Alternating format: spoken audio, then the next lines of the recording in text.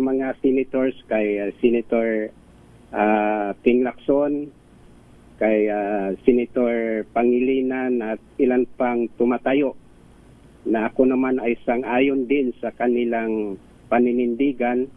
Higit na ako bilang punong bayan ng Bayan ng Kalayaan. Maraming salamat po na hindi nyo kami nakalimutan at ipinaglalaban din ninyo ang ating karapatan sa West Philippine Sea, particular sa Bayan ng Kalayaan.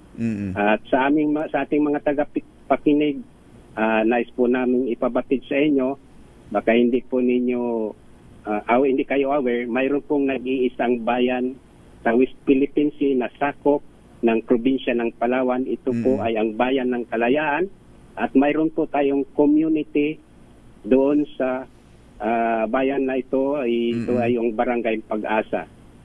Maraming salamat po. Nawa po magtulungan po tayo, i-focus po natin. Baka gusto niyo mangumbida, ng mga mambabatas niyo, mga senador.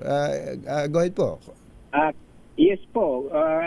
Lalo na po si Senator Marcolita. Kung makapasyal po kayo, katulad ni Senator Ping Lacson, ni Senator Estrada, Senator Tulfo, ang ilan nating mga senator ay nakarating na po doon. Baka naman maunawaan niya at magkaroon siya ng grasp talaga sa totoong actual na kalagayan ng ating mga mayan doon sa Pag-asa.